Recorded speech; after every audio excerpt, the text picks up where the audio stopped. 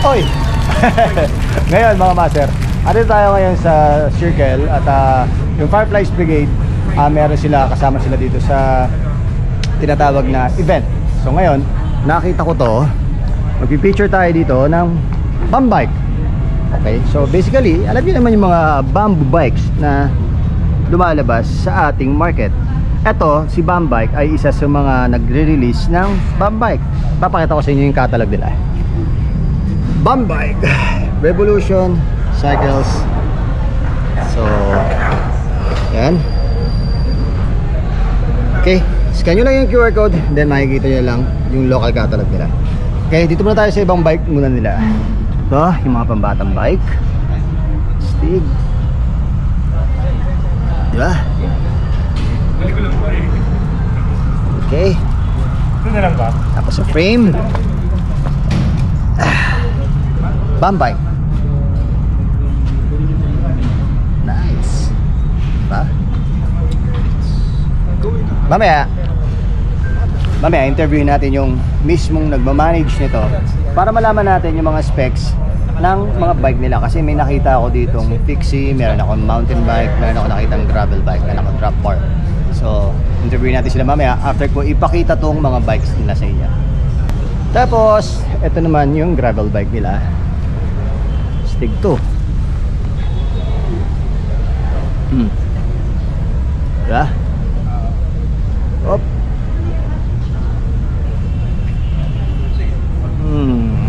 Nalo. Boss, ito mga frame. Okay.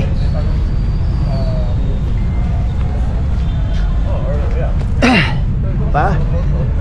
At eto, yung fixie. Nagbebenta rin sila, alam ko. Nagbebenta rin sila ng buo at nagbebenta rin sila ng frame lang.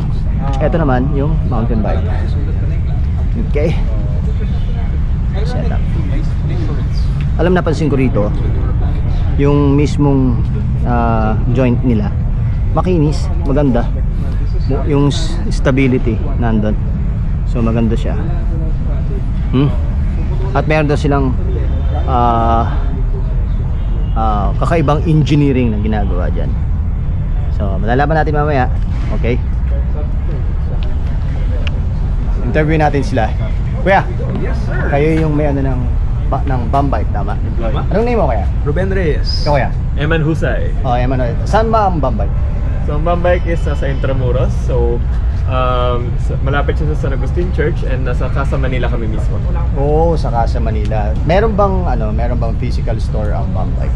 Pinaka-physical store is sa Intramuros. Nag-o-offer kami ng mga bikes for sale, pero at the same time, meron din kami mga tour offerings and bike rentals. Wow, talaga. Ang pinaka-main store is sa Intramuros. That's right. Okay, pero sa mga distributor, halimbawa mga bike shop, hindi kayo nagre-release doon. If ever na gusto kami man sa nila. partnerships. Alam nyo na, mga bike shop, open sila para sa partnerships. So, ibig sabihin, gaano katagal na ang Bum Bike? Ever since 2009, naging company kami 2010. 2009 unang nabuo yung Bum Bike, the first Bum Bike. Okay, nice. Ever since, we've been working with Gawad Kalinga and hanggang ngayon. Okay sir, tatanong ko lang, ano yung mga kine-carry ng Bum Bikes?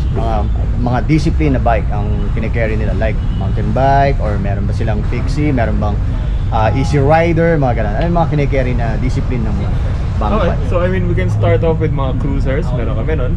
And then sa mga rentals namin, ang pinakapatok yung syempre yung mga Japanese bikes, yung mga pulled together. And syempre meron kami mga road bike, mountain bikes, and of course mga pambata, yung mga push bikes. Recently, pumapatok na yun yung mga gravel at saka fixed gear. Meron na rin kayo, no? Yes. Wow! Pero yung pinaka-flagship models namin, yung mga cross-country frames. So yung Victoria and Tarlac, certified sila, ISO certified for cross-country mountain use talaga. Wow! Kita nyo yan, ha? So, since sinabi mo yan, napakarami naman nilang mga genre, marami mga silang discipline. Halos kumpleto yung mga discipline nila, at meron pa kakaiba yung cruiser na sinasabi ni sir. Magkano naman nagre-range yung karaniwan na bike? Baka abot, kaya ba, or pangmasa ba yung presyo? Tingin nyo ba kaya ng market? Nasa same range din ng mga mid-range bike. So yung mga bike frames nagsisimula at 20,000. Hoy, good news Yung yun, bike mid-range frames. ha, mid-range. O, tandaan nyo, mid-range yun ha. Tsaka, ang kagandahan, ano yung kagandahan ba? Bakit Bum Bikes? Bakit kailangan silang gumamit ng bamboo bike? Bakit ba ganun? Maliban sa sustainable, Okay, yeah. meron siyang characteristic eh. Kasi may flex ang bamboo.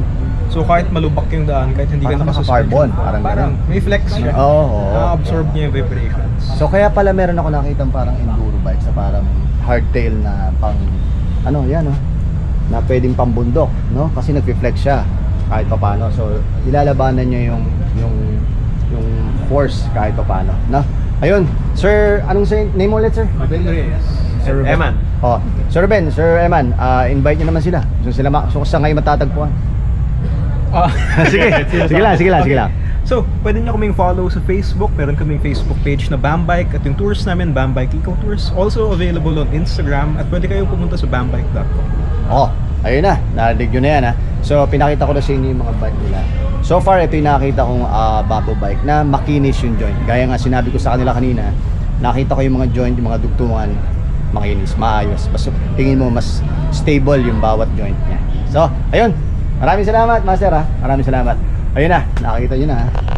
So, dito kasi may event lang ngayon dito. Kaya, pinapunta ko kayo dito. Bye-bye! Kaya nandito kami ngayon. Alright. So, Wala na, magbababay lang. okay. So, ayun na. Maraming salamat sa inyo. Simple lang yun. Isang maliit lang yun na usapan tungkol dito sa Bambay kasi mukhang maayos dito. Okay, palagi na tahan. Mahirap pa perdisin ko. Ako po si Papa Jack. At narito ako ngayon sa Circle. At palaging tandaan, humingi sa Diyos ng gabay para sa ating paglalakbay. Ciao. Paantay ko na lang ang Ayun!